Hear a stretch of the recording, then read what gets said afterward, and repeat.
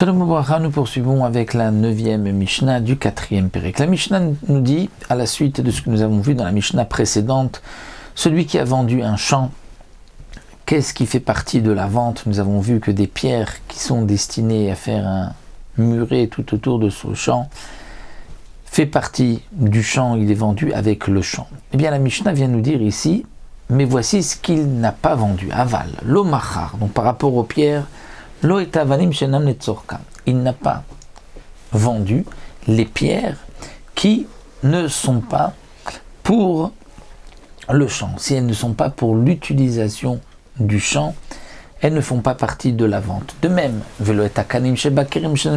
s'il y a des roseaux qui sont dans un champ de vigne, mais qui ne sont pas pour le champ, pas pour destiné aux vignes de ce champ pour en servir, se servir comme tuteur. Donc ça ne fait pas partie de la vente.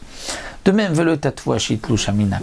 si la récolte a déjà été moissonnée, déjà coupée du champ, même si elle est posée sur le champ, ça ne fait pas partie de la vente puisqu'elle est détachée du sol. Mais Bisman, s'il a précisé, il a dit je te vends le champ et tout ce qui se trouve à l'intérieur, alors Arekulam Mechorim, tout est vendu dans le champ. Benkar ou Benkar, dans tous les cas, qu'il ait dit je te vends un champ, ou qu'il ait dit un champ et tout ce qui se trouve à l'intérieur, où nous avons vu que lorsqu'il a dit tout ce qui se trouve à l'intérieur, alors toutes les pierres, tous les roseaux, toute la récolte fait partie de la vente, mais l'omachar, même dans ce cas-là, il n'a pas vendu. Donc Benkar ou Benkar, dans tous les cas, il n'a pas vendu l'omacharlo. Et amechitzat akanim shi betrova. S'il y a, dire un bouquet de roseaux qui fait un betrova, donc à peu près 10 amot sur 10 amot, donc il sort du même cœur, plusieurs roseaux, donc ça prend un nom à part, c'est comme un champ à part, ça ne fait pas partie de ce champ. Velo et hashomera shiasuya batit, et ni la shomera, c'est-à-dire ni la cabane du gardien, si elle est faite de tites, de boue, c'est-à-dire si sur les parois, les murs, on a mis donc de la boue, et d'après donc certains, on lira ici le contraire, chez Enas ou Yabetit, donc peut-être d'après le Barthénoura, si elle n'est pas rattachée au sol, Velo et Techarouv Amurkav, et il n'a pas vendu non plus le caroubier qui a été greffé, puisqu'il prend une importance, et donc il est considéré comme quelque chose à part, Velo et Sadana Shikma, ni le Shikma, nous avons vu que cet arbre, ce figuier sauvage, dont on coupe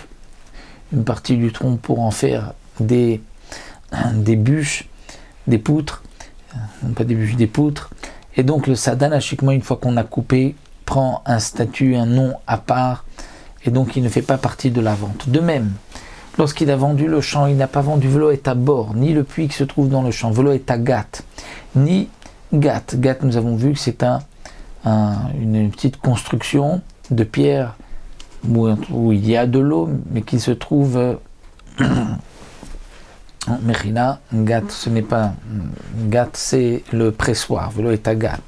Donc un pressoir pour le raisin. Donc lorsque nous avons un champ où il y a des vignes, et le Gat, c'est l'endroit où on va presser le raisin, ça ne fait pas partie de la vente. Vélo est à chovar, ni le chovar. Le chovar, c'est-à-dire ni un pigeonnier. Ben charvin ben ishuvim, aussi bien si il est détruit, entre guillemets, ou s'il est habité. C'est-à-dire aussi bien s'il y a des colombes dans le chovar des pigeons, ou s'il n'y en a pas. Et comme explique le Mefarshim, le Ben charvin ben ishuvim s'applique aussi pour le bord et le gat. Et aussi bien s'il y a de l'eau dans le puits, s'il n'y en a pas, ou du raisin, du vin dans le gat, ou s'il n'y en a pas, ça ne fait pas partie de la vente. Vetzarich li kachloder dit Rabbi Akiva. Mais Rabbi Akiva dit, étant donné que le puits, ou le pigeonnier, ou le pressoir, où on fait le vin, n'est pas vendu, eh bien, le propriétaire doit quand même s'acheter de l'acheteur, il doit racheter un chemin pour arriver à son puits. Il a vendu le champ. Pour Rabbi Akiva, celui qui vend, il vend. B, comme on l'avait vu plus haut, il vend BN Yafa, c'est-à-dire il vend tout. Donc puisqu'il vend tout, eh bien, l'acheteur ne sait pas garder un chemin. Donc il faudra qu'il achète un chemin. Dit Rabbi Akiva. Khamim disent non. Celui qui vend, il vend ben ra'a, il sait garder un chemin pour arriver à son puits puisqu'il ne fait pas partie de la vente. Umodé Rabbi Akiva. Rabbi Akiva est d'accord. Bisman Shamar lo chutz meiluk. S'il lui a dit, je te vends le champ à l'exception du puits, par exemple, du pigeonnier, eh bien là, il n'a pas besoin de se garder, de s'acheter un chemin pour y arriver, étant donné qu'il a précisé le terrain sans le puits. Pourquoi il a dit sans le puits? Puisque le puits ne fait de toute manière pas partie de la vente. C'est pour se garder un chemin qui mènera au puits. Mecharan leacher, dans le cas où quelqu'un a vendu un puits dans son champ, sans vendre le champ, est-ce qu'il a vendu aussi le chemin qui mène à ce puits? Alors Rabbi Akiva dit non, il n'a pas besoin de prendre, l'acheteur n'a pas besoin de prendre un chemin, puisque lorsqu'on vend, on vend aussi avec donc un chemin. Celui qui vend, il vend ben yafa, avec bon cœur, on peut se dire, c'est un bon œil, mais bon cœur ici. Khamim disent non, lorsqu'il a vendu le minimum, donc le puits, l'acheteur devra se prendre un chemin, devra acheter un chemin pour arriver à son puits ou arriver à son cheval, à son pigeonnier. Mais tout ceci n'a été dit que bemocher, que dans le cas où quelqu'un vend. Parce que lorsque quelqu'un vend, effectivement, on a la marloquette ici, est-ce qu'il vend ben yafa ou ben ra'a, est-ce qu'il vend tout ou il ne vend pas tout. Aval benoten matana notenet kulam. Mais lorsque il donne un cadeau, alors noten et kulam. Là, il donne tout. Qu'est-ce que cela signifie, il donne tout? Ça signifie même ce que nous avons vu dans la Mishnah, ce qui ne fait pas partie du champ dans une vente. Mais lorsque quelqu'un fait un cadeau, il donne tout. Il donne tout. Et donc, il a vendu même ce qui est normalement... Il a donné, même ce qui normalement n'est pas vendu. Donc, le Barthénora nous dit ici que aussi, même d'après celui qui dit que le mocher vend ben ra'a et que l'acheteur doit s'acheter un chemin, ça c'est lorsque ça a été vendu.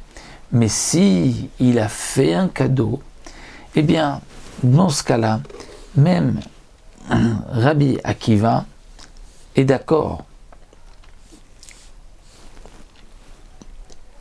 Même les Chachamim qui disent que celui qui vend, il vend ben ra'a, c'est-à-dire il vend le minimum, eh bien là les Chachamim sont d'accord que s'il a fait un cadeau, il a donné ce cadeau, si on peut dire, ben yafa, et il a aussi donné le chemin. Le Barthénora rajoute une svara, c'est que lorsque on vend un puits, l'acheteur aurait dû demander, et le chemin qui me mène à ce puits, tu me le vends ou tu me le vends pas? Donc s'il ne l'a pas précisé, mais il a perdu. Mais lorsque quelqu'un reçoit un cadeau, on lui donne un puits, il ne va pas demander est-ce que tu me donnes aussi le chemin qui mène au puits, puisque déjà il reçoit un cadeau, donc il a honte de demander précise-moi bien ce que tu me dis. Donc tu ne peux pas considérer que puisqu'il n'a pas demandé, il a perdu. Donc dans un cas de matana, on dira ben yafa. Et le Barthénora donc rajoute aussi que tout ce qui est marqué plus haut dans la Mishnah, que nous avons vu que ce qui est vendu dans le champ, il y a certaines choses qui ne sont pas vendues. Ça c'est, comme par exemple le caroubier, etc. S'il a donné le champ en cadeau, il a tout donné, parce que lorsque quelqu'un fait un cadeau, il donne ben yafa. Maintenant la Mishnah continue. Achim shechalku zachou basade zachou bekulam. Des frères qui ont partagé un héritage. Il y a un qui a pris un champ et un autre qui a pris un autre champ.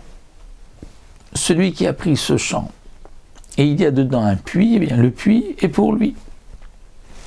Pourquoi? Puisque chacun veut prendre sa part, son champ, et donc il dit je me retire complètement de la part du frère, et donc dans ce cas-là, même le puits qui est à l'intérieur du champ, c'est pour lui.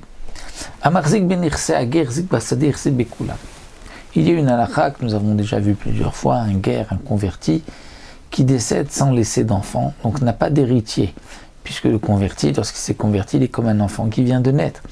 Donc, il n'a pas de parents et il n'a pas d'héritier. Celui qui prendra possession des biens du guerre en deviendra propriétaire. Donc le guerre, le converti, avait un champ avec un puits, ou d'autres choses avec un sadan, un shikma, comme nous avons vu. Celui qui va s'approprier du champ, il a automatiquement tout pris avec. Il a pris même le puits qui est à côté, même l'autre arbre. Et le Barthénoura nous explique, bien qu'on considère cet arbre comme étant un champ à part, comme aussi le bord comme étant un domaine à part, mais nous avons un principe, c'est que lorsque quelqu'un va prendre possession d'un champ et qu'il y a un autre champ qui est donc de la même personne du guerre qui vient prendre possession, s'il n'y a pas de mechitza, de séparation entre un champ et un autre, lorsqu'il prend un champ, il prend aussi tout ce qui continue, il fait le kinyan pour ce qu'il y a à côté.